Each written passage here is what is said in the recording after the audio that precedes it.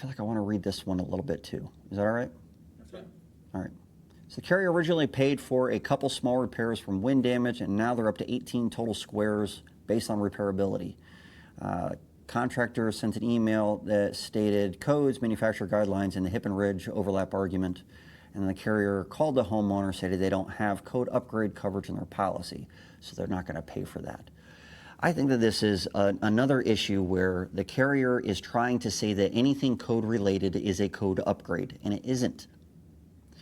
Compliance with code is built into coverage A, is built into the normal RCV coverage of a policy.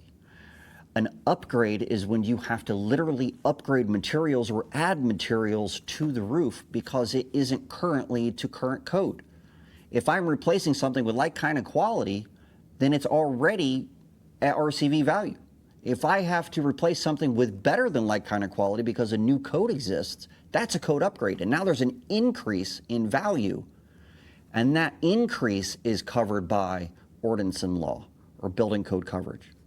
And building code coverage can cover compliance with code just like coverage A can, but you would only ever need that if you exhausted all of coverage A. If you had a constructive total loss, say it's a $500,000 policy and they paid $500,000 out, then you could have the additional coverage from the ordinance and law coverage pick up the rest of the compliance with code up till its limit is paid off.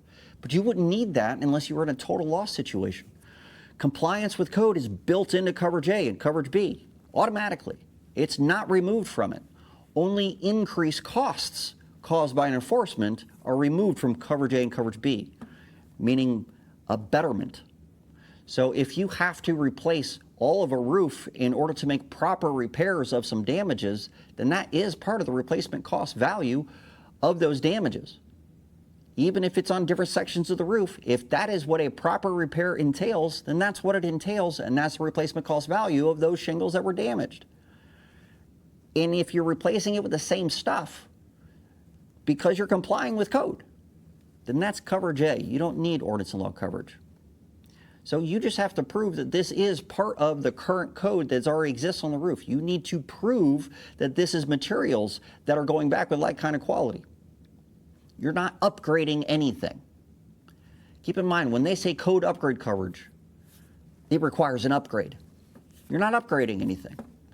So use the language that specifies that you're not upgrading. Prove it. Prove that this is part of the replacement cost value because you cannot make repairs to this roof appropriately otherwise, and that you're complying with the code that the roof was already in compliance with and you're replacing with like kind of quality.